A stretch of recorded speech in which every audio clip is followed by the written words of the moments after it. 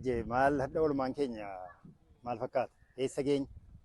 Egaa oolmaan keenya kun irraa bultii boorii kanan nu hafe ayyaana keenya ka Heritage Festivaalii kana jechuudha. Kanaafiyyuu guyyaan har'aaf guyyaan boorii kun hedduu guyyoota murteessaadha.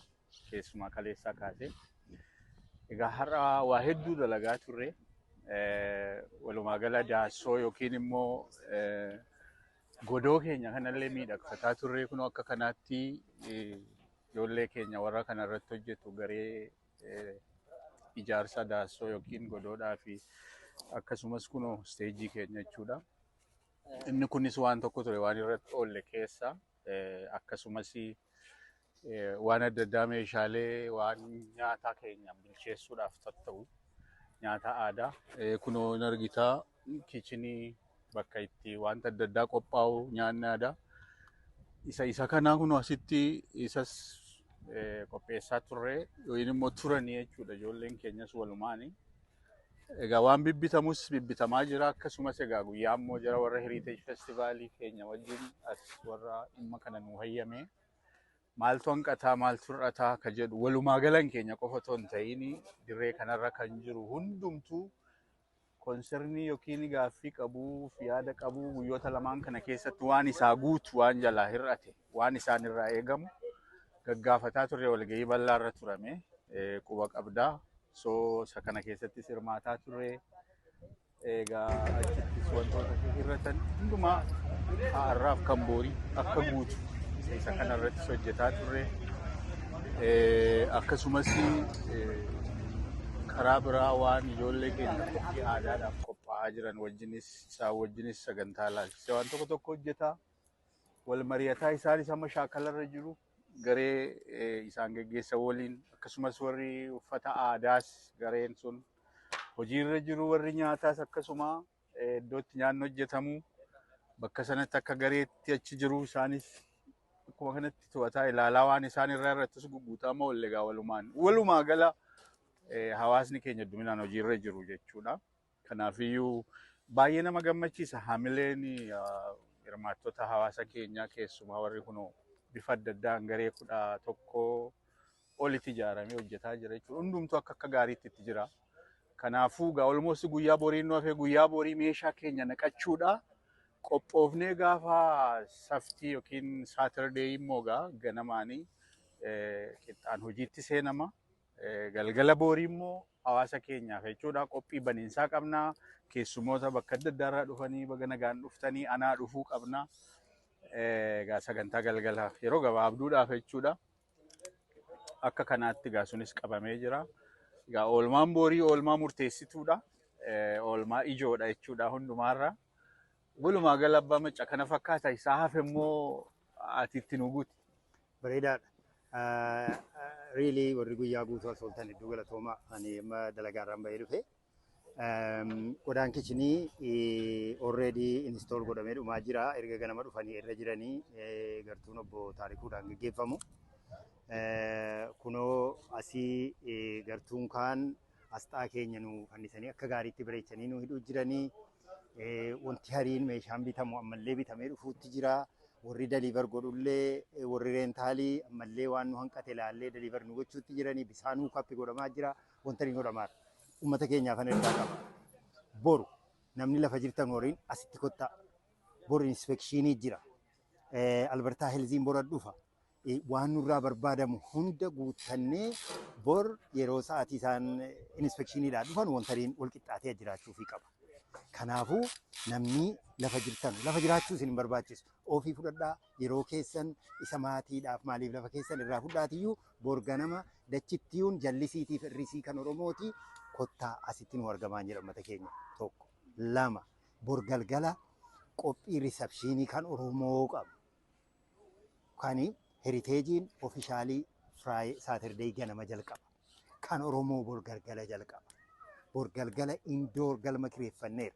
Oromoo xiqqaa guddaa dhiirri dubartiin ijoolleen manguddoon beekaan martii akkachitti dhufnee waan kana selebiraatoorii goonee gammachuudhaan hafuura qulqulluudhaan wajjiniin bor akka gajii jalqabnu bor sa'aatii 6tti 107 fi 112 irratti 114 fi 107 Avenue irratti galma kireeffanneerraa isinii maxxanfameera namni akka achitti nu dhufu gaafan.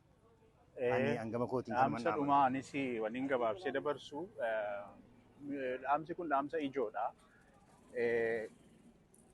Hojii jabaatti jirra. Hojiin kun hojii salphaa miti. Asis salphaatti hin geenye ammas waan salphaa dalagamaa hin jiru.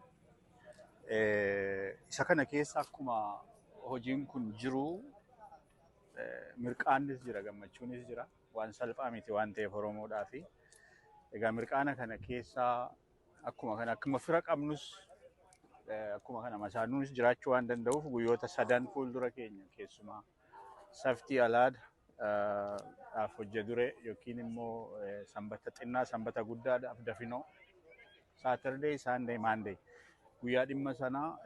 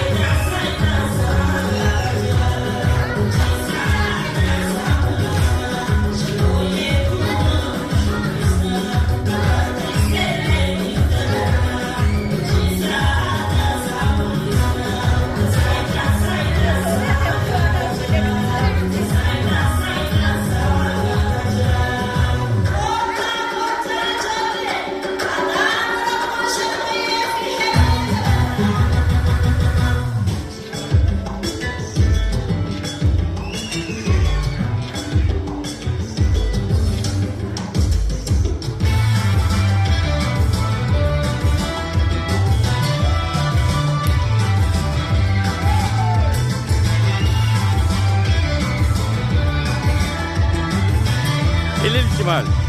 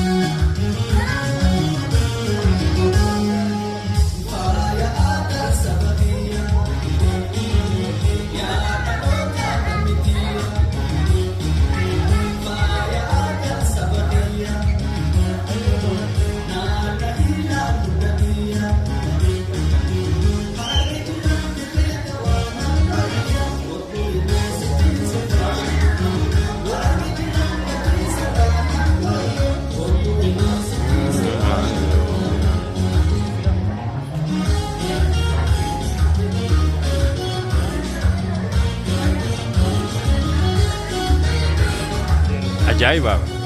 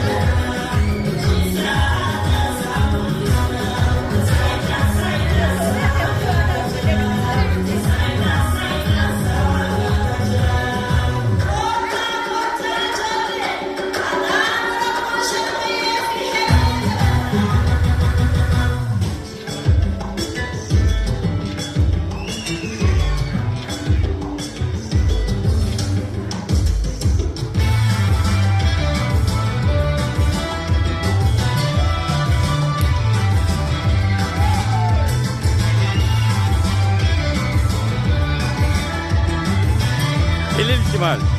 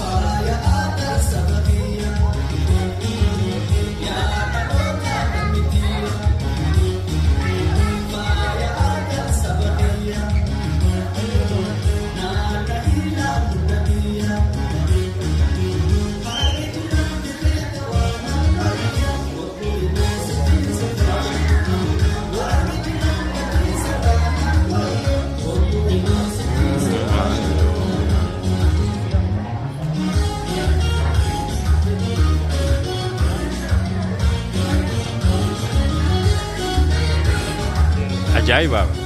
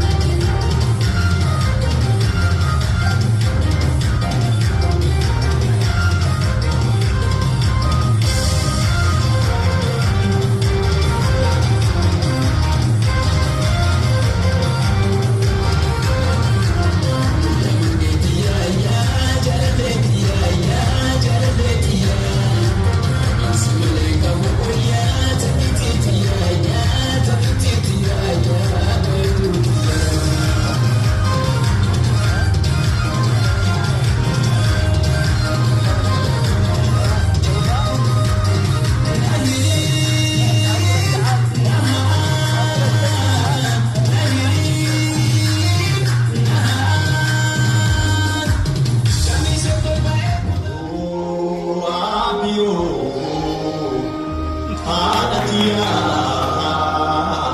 eebbisii nageggirsi akka kan kee narra marsi